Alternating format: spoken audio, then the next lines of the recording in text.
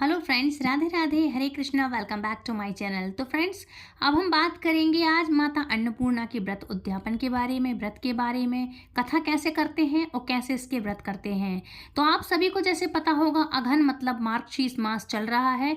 अभी फिलहाल में कार्तिक मास समाप्त हुआ है, उसके बाद चलता है अघन का मार्गशीर्ष मास। तो इस मास में माँ अन्नपूर्णा के व्रतों को किया जाता है। तो आज हम बात करेंगे अन्नपूर्णा के आशीर्वाद के बारे में और इनके व्रत कैसे करते हैं, लास्ट में उद्यापन इसका कैसे किया जाता है, क्या किया जाता है लास्ट में। तो बने रहे हमारे साथ इस वीडियो में।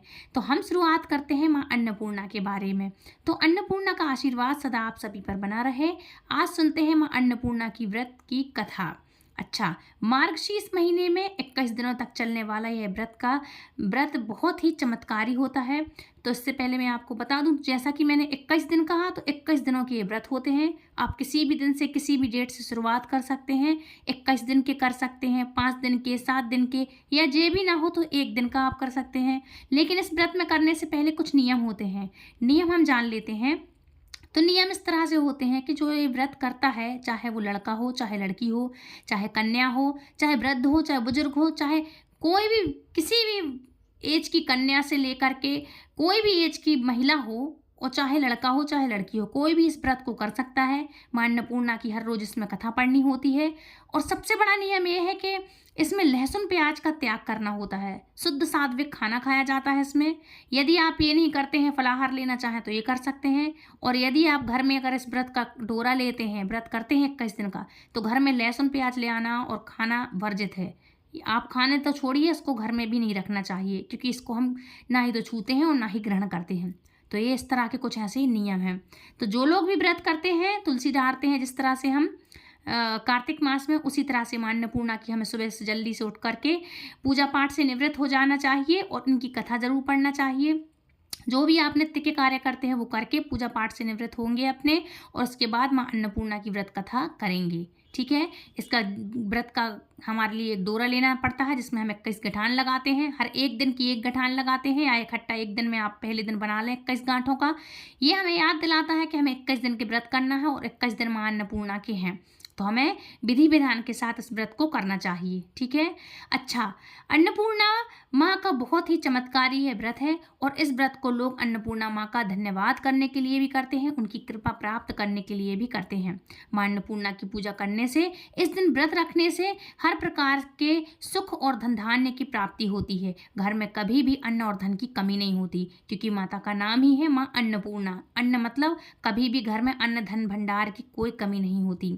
जो लोग किसी कारण से पूरे महीने 21 दिनों का उपवास ना रख पाए, ऐसे तो लोग यदि साक्षी माक्षी पूर्णिमा जो होती है, उस पूर्णिमा के दिन अन्नपूर्णा माँ का आशीर्वाद प्राप्त करने के लिए व्रत रखते हैं और व्रत की कथा पढ़ते व सुनते हैं और दूसरों को भी सुनाते हैं। ये विधि है, ये विधान से अपने रसोई घर में, विधि विधान से अपने रसोई घर में पूजा करते हैं, गैस चूल्हे की पूजा करते हैं, माँ अन्नपूर्णा को भोग लगाते हैं, और उन्हें भी 21 दिनों के व्रत के पुण्य का ही प्राप्ति होती है। मतलब जो लोग करते हैं ये व्रत।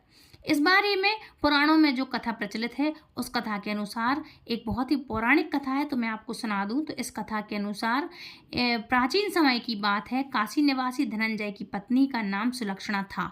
वैसे तो उन्हें सारे सुख प्राप्त थे, केवल गरीबी ही उनके दुख का कारण थी, और यह दुख उन्हें हर समय सताता रहता था। एक दिन सुलक्षणा ने अपने पति से कहा, स्वामी, आप कुछ उद्यम करो तो काम बने, इस प्रकार बैठे बैठे काम कैसे चलेगा। सुलक्षणा की बात सुनकर धनंजय के मन में ये जो बात थी वो बैठ गई, और उसी दिन वह भगवान शंकर को प्रसन्न करने के लिए बैठ गया और कहने लगा, देवादिदेव महादेव, मुझे पूजा पाठ कुछ भी आता नहीं है, मैं तो केवल आपके भरोसे बैठा हूँ। ऐसा कहकर विनीत करते हुए वह 2 दिन तक भूखा प्यासा बैठा रहा। यह देखकर भगवान शंकर जी ने उसके कान में अन्नपूर्णा अन्नपूर्णा अन्नपूर्णा इस प्रकार 3 बार कह दिया। यह कौन क्या कह गया, ये कौन क्या कह के चला गया। अब धनंजय इसी सोच में पड़ गया। फिर वह मंदिर में जितने भी ब्राह्मण लोग थे वहाँ आया करते थे, और वहाँ आए और भजन जन आया करते थे, जो भजनानंदी होते तो भजन करते थे, वो सभी से वह यही पूछने लगा कि पंडित जी, ये अन्नपूर्णा कौन है। ब्राह्मणों ने कहा कि तू अन्न छोड़ करके बैठा है तो इसलिए तुझे हर समय केवल अन्न की ही बात सूझती है। जा घर जा और घर जा करके भोजन ग्रहण कर।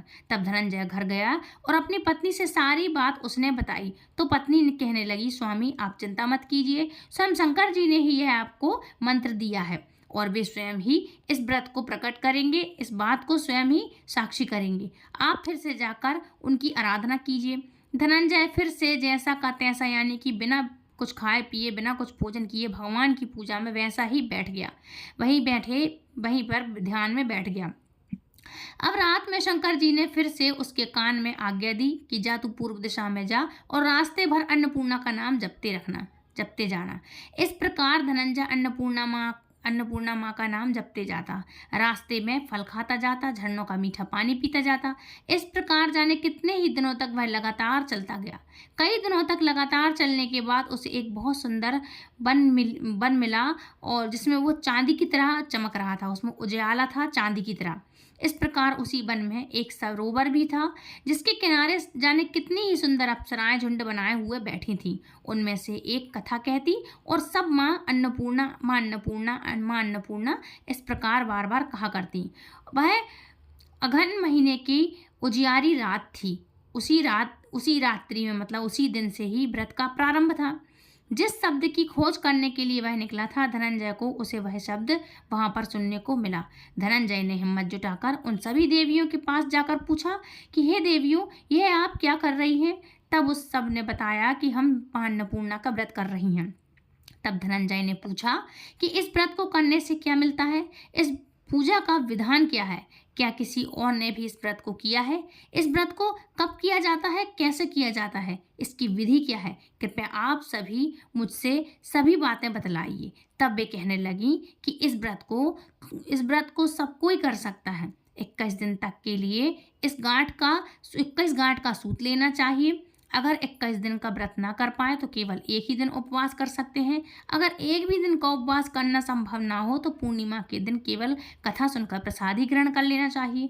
कथा सुनने से पहले कुछ भी ग्रहण ना करें, निराहार रहकर कथा कहें। कथा सुनने वाला अगर कोई भी ना मिले तो अपने सामने पीपल के पत्तों को रखकर या सुपारी या फिर ग्वार पाठे के वृक्ष को सामने रख करके और सामने बैठ करके, और कोई भी ना मिले तो दीपक जरूर जलाएं, अग्निदेव को साक्षी बनाएं।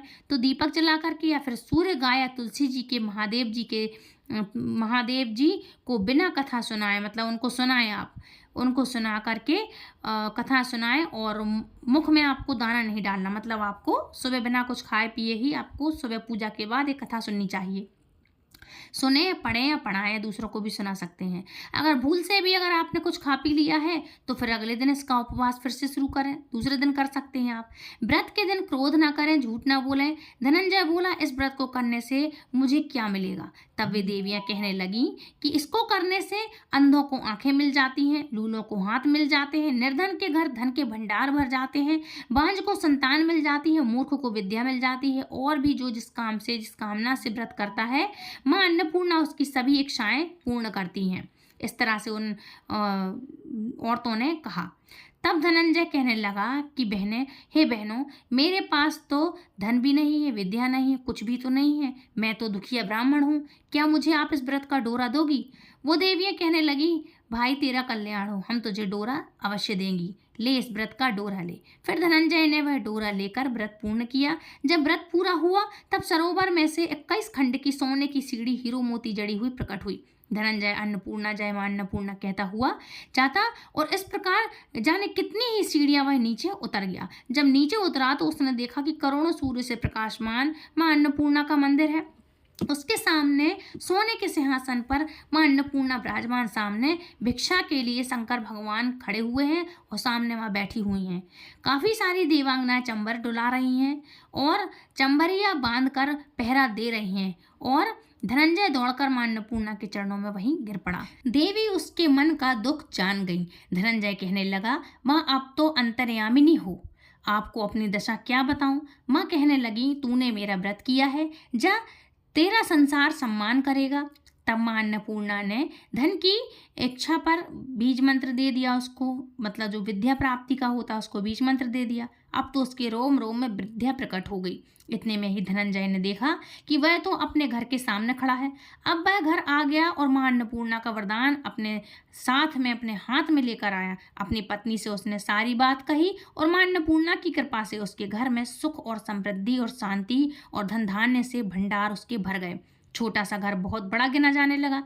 जैसे शहद शहद के छत्ते में सैकड़ों मधुमक्खियां जमा होती हैं, उसी प्रकार अनेक सगे संबंधी उसके घर आकर उसकी तारीफ करने लगे। कहने लगे, इतना धन और इतना बड़ा व्यापार, इतना सब कुछ और सुंदर संतान नहीं तो इस कमाई को कौन भोग करेगा। सुलक्षणा की कोई संतान तो थी ही नहीं, इसलिए तुम दूसरा विवाह करो, ऐसा काफी सारे रिश्तेदार कहने लगे। तब धनंजय को दूसरा विवाह करना पड़ा और सती सुलक्षणा को सौतन का दुख उठाना पड़ा। इस प्रकार दिन बीतते गए। फिर अगले साल अगन मास का महीना आया। सुलक्षणा ने अपना पति था जो उसके नए बंधन से बंधे हुए पति से कहलवाया कि ये सब कुछ हमें माँ अन्नपूर्णा की कृपा से ही प्राप्त हुआ है। ये व्रत हमको ऐसे ही छोड़ना नहीं चाहिए। माँ अन्नपूर्णा का ही ये प्रताप है जो आज हम इतने संपन्न और सुखी हैं। सुलक्षणा की बात सुनकर धनंजय उसके यहाँ आया और व्रत में बैठ गया। नई बहू को इस व्रत की कोई खबर नहीं थी। वह तो धनंजय के आने की राह देख रही थी। दिन बीतते गए और व्रत पूरा होने में केवल 3 दिवस ही बाकी थे कि नई बहू को इस व्रत की खबर लगी। अब उसके मन में तो ईर्ष्या की ज्वाला दहक रही थी। सुलक्षणा के घर में वह आ पहुंची और उससे आते ही वह झगड़ा करने लगी और पूरे घर में हड़कंप मचा दिया। वह गुस्सा करती गई और धनंजय को अपने साथ ले गई। नए घर में धनंजय को थोड़ी देर के लिए नींद आ गई। इसी बीच नई बहू ने उसके हाथ में बंधा हुआ सूत का धागा तोड़ करके आग में फेंक दिया। अब तो मां अन्नपूर्णा का क्रोध जाग उठा। घर में अचानक आकस्मिक आग लग गई और सब कुछ उस आग में जलकर खाक हो गया। सुलक्षणा जान गई और पति को फिर से अपने घर ले आई। उधर नई बहू रूठकर अपने पिता के घर जा बैठी। पति को परमेश्वर मानने वाली सुलक्षणा बोली, नाथ घबराना नहीं, माँ की कृपा तो अलौकिक है। पुत्र को पुत्र हो जाता है लेकिन माता को माता कभी नहीं होती। अब आप श्रद्धा और भक्ति से मां अन्नपूर्णा की आराधना शुरू कर दो, वह जरूर हमारा कल्याण करेंगी। अब धनंजय फिर से मां अन्नपूर्णा की पूजा करने लगा। उसी प्रकार उसने पूजा की। फिर वही सोने की सीढ़ी प्रकट हुई, उसमें वह अन्नपूर्णा माँ का नाम लेकर उतर गया। वहां जाकर वह माँ के चरणों में रोने लगा। माँ प्रसन्न होकर बोली, यह मेरे सोने की मूर्ति ले, तू इसकी पूजा करना, तू फिर से सुखी हो जाएगा। जा, तुझे मेरा आशीर्वाद है। तेरी पत्नी सुलक्षणा ने श्रद्धा से मेरा व्रत किया है, उसे मैंने पुत्र दिया है। धनंजय ने आंखें खोली तो फिर अपने आप को अपने घर के आंगन में खड़ा पाया। इधर सुलक्षणा को दिन चढ़े और गर्भवती वह हुई। 9वें महीने में पूरा होते ही 9वां महीना उसके घर में पुत्र का जन्म हुआ। गांव में आश्चर्य की लहर दौड़ गई। उसके घर में फिर से सुख और संपत्ति का भंडार भर गया। सभी लोग मां अन्नपूर्णा को मानने लगे। इसी प्रकार उसी गांव के निसंतान सेठ ने भी अन्नपूर्णा मां का व्रत किया, जिसके प्रभाव से उसके घर में भी पुत्र का जन्म हुआ।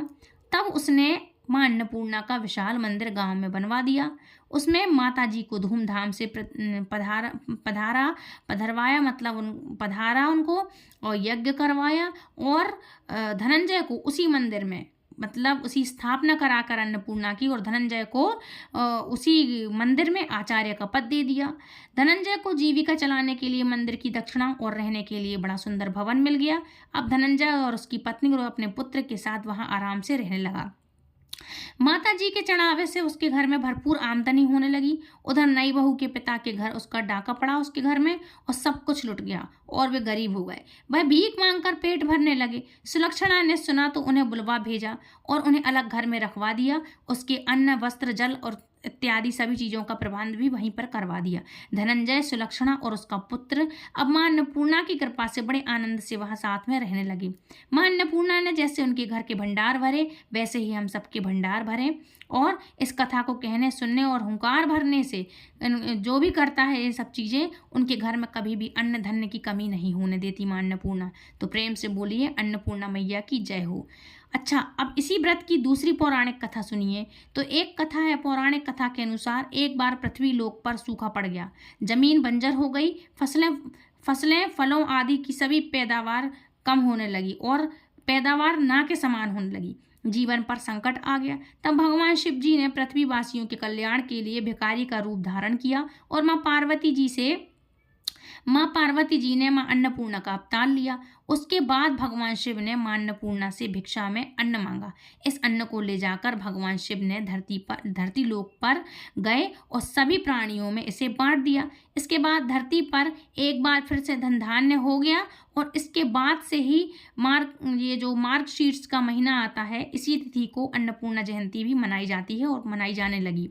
अन्नपूर्णा, इस तरह से माँ अन्नपूर्णा को सभी लोग जानने लगे और इनकी ये जो उत्सव है, प्रकट उत्सव, इसको मनाने लगे। एक बात और बता दूं, माँ अन्नपूर्णा का ये जो प्रकट उत्सव है, तो ये शिव और शक्ति है। माँ अन्नपूर्णा माता पार्वती का ही स्वरूप है, जिनको हम अन्नपूर्णा देवी माँ के नाम से जानते हैं। धन धान्य को पूरा करती हैं, आपकी रसोई में, घर में धन धान्य की कभी कमी नहीं होने देती हैं। तो ये है माँ अन्नपूर्णा और ये आदि हैं, अनंत हैं।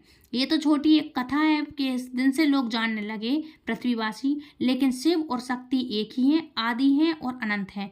कब इनका अंत है और कब आरंभ है, ये कोई नहीं जानता। इसलिए माँ अन्नपूर्णा और महादेव एक ही हैं। अब बात करते हैं इसके उद्यापन के बारे में। तो देखो, जब 1 महीना पूरा हो जाता है, अगर आपने 21 दिन के व्रत रखे हैं, तो इसके बाद जो सुहागन औरतें हैं वो करती हैं इनकी सुहागलें। 21 हो गई, 11 हो गई, 7 हो गई, जितनी भी आपकी श्रद्धा हो, तो वो औरतें जो सुहागलें होती हैं, सुहागन औरतों की पूजा वो करती हैं। और जिनकी शादी नहीं हुई है, नॉर्मल लड़के करते हैं पूजा या लड़कियां करती हैं, तो ऐसी स्थिति में वो क्या करती हैं, जब उनका व्रत संपन्न हो जाता है, तो माता अन्नपूर्णा के, भोलेनाथ के, शंकर जी के मंदिर में जाकर, मां अन्नपूर्णा तो रहती है, सब परिवार पूरा रहता है, तो वहां जाकर के नारियल, प्रसाद है, जो चीजें हैं, जो भी हैं, ये सब चढ़ा देती हैं और उसके बाद अपना व्रत संपन्न करती हैं। मतलब जो लड़कियां हैं तो वो क्या करती हैं, वो नारियल, प्रसाद वगैरह चढ़ा सकती हैं, सुहाग का सामान चढ़ा दें अन्नपूर्णा देवी जी को। और जो लेडीज हैं वो सुहाग का सामान चढ़ाएंगी और नारियल प्रसाद चढ़ाने के साथ ही सुहागले कराना उनको अनिवार्य होता है, क्योंकि वो सुहागन है। और जो लोग जिनकी शादी नहीं हुई है, वो नॉर्मल सा प्रसाद ही चढ़ा सकते हैं। तो इस तरह से आप उद्यापन कर सकते हैं। तो फ्रेंड्स, ये थी आज की कथा। और मां अन्नपूर्णा का मार्गशीर्ष का ये महीना है, आप जब भी शुरू करें, जैसे भी करें तो कर सकते हैं, पर ध्यान रखिएगा लहसुन प्याज इसमें छूना और खाना वर्जित होता है। तो इस तरह से इस व्रत को करें। और फ्रेंड्स, अगर आपको ये कथाएं हमारी पसंद आई तो प्लीज़ वीडियो को लाइक, शेयर, कमेंट करें, चैनल सब्सक्राइब करें। और यदि हमारे चैनल पर आप पहली बार जुड़े हैं तो हमारे चैनल को आप सब्सक्राइब करके बेल आइकन को ऑल पे प्रेस करें, ताकि आने वाली हर एक वीडियो की नोटिफिकेशन सबसे पहले आप तक पहुंचे। तो फ्रेंड्स, मिलती हूँ नेक्स्ट वीडियो में, तब तक के लिए राधे राधे, हरे कृष्णा, जय मां अन्नपूर्णा की, हरि हर हरि बोल।